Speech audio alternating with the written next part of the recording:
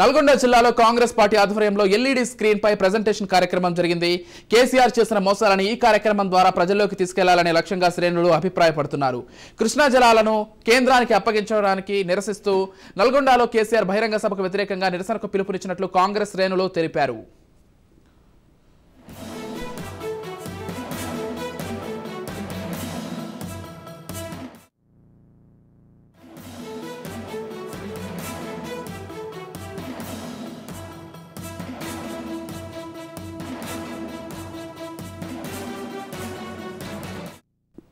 నల్గొండ జిల్లాలో కాంగ్రెస్ పార్టీ ఆధ్వర్యంలో LED screen పై presentation కార్యక్రమం జరిగింది.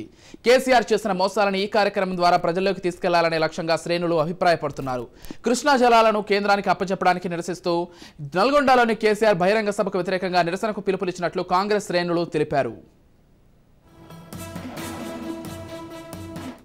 రైట్, ఇక ఇదే అంశానికి సంబంధించి మరిన్ని సమాచారం అందించడానికి మా ప్రతినిధి హరిప్రసాద్ ఫోన్ ద్వారా సిద్ధంగా ఉన్నారు. ఎస్, చెప్పండి హరిప్రసాద్.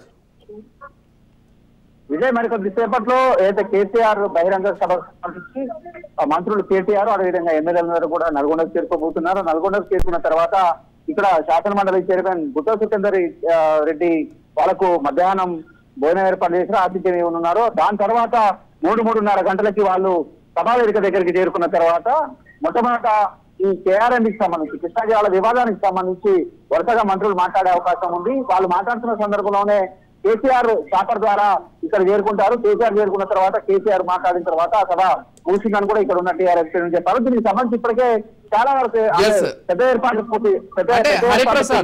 హరిప్రసాద్, ఒకవైపు కేసీఆర్ కి సంబంధించి సభ ఏర్పాట్లు జరుగుతుంటే మరోవైపు నల్గొండ జిల్లాలో కాంగ్రెస్ పార్టీ ఆధ్వర్యంలో ఎల్ఈడి స్క్రీన్ పై ఒక ప్రెజెంటేషన్ కార్యక్రమం కూడా జరుగుతోంది. అంటే కేసీఆర్ చేసిన మోసాలకు సంబంధించి ఈ పవర్ పాయింట్ ప్రెజెంటేషన్ జరుగుతున్నట్లుగా తెలుస్తోంది.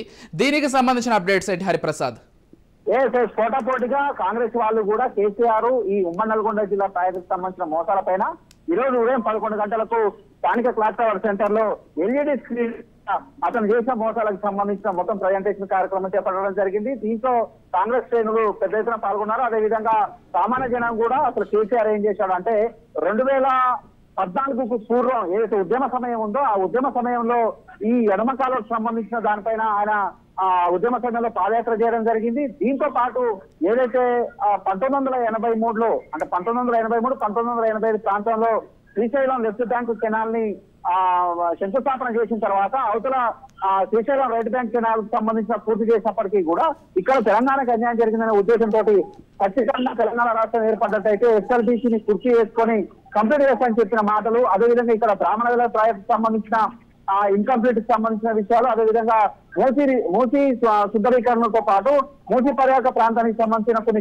చిన్న ప్రాజెక్టులకు కంప్లీట్ చేయలేదని ఇన్ని విషయాలకు సంబంధించి వాళ్ళు ఇక్కడ ఎల్ఈడి ప్రెజెంటేషన్ ద్వారా చేశారు. అదేవిధంగా ఆయన కుర్చీ వేసుకొని నేను ప్రాజెక్టు పూర్తి చేస్తానని చెప్పిన దానికి సూచికగా కేసీఆర్ బొమ్మతోటి ఒక కుర్చీ వేసి అక్కడ పెట్టి వాళ్ళు నిరసన వ్యక్తం చేస్తూ కేసీఆర్ గో బ్యాక్ అంటూ కూడా నినాదాలు చేయడం జరిగింది. దీంతో అసలు ఈ పోటాపోటీగా ఒకవైపు కేసీఆర్ పాల్గొనే బహిరంగ సభ, ఇంకోవైపు కేసీఆర్ మోసాలకు సంబంధించిన నిజాల నివేదన అనే పేరుతోటి వాళ్ళందరూ కూడా ఇక్కడ స్థానిక సెంటర్ లో ఇదంతా కూడా సభ ఏర్పాటు చేసి కూడా కేసీఆర్ చేసిన మోసాలకు సంబంధించి ప్రెజెంటేషన్ ద్వారా ప్రజలకు తెలియజేస్తున్నారు. వాస్తవంగా ఏంటంటే కేవలం అధికారం కోల్పోయి 2 నెలలు అవుతున్న సందర్భంలో కృష్ణా జలాలకు సంబంధించి ఇప్పుడే గుర్తొచ్చిందా ఈయనకనే ఉద్దేశంతో కాంగ్రెస్ పార్టీ వాళ్ళు కూడా వ్యతిరేకిస్తున్నారు. మరోవైపు మాత్రం కాంగ్రెస్ పార్టీ కృష్ణా పరివాహక ప్రాంతంలో రైతుల్ని మొత్తం కూడా కేంద్ర ప్రభుత్వానికి అప్పచెప్పిన నేపథ్యంలో కృష్ణా పరివాహక ప్రాంతంలో లబ్ధి పొందే రైతులకు అన్యాయం చేస్తుందనే విషయానికి సంబంధించి మాత్రం మరోవైపు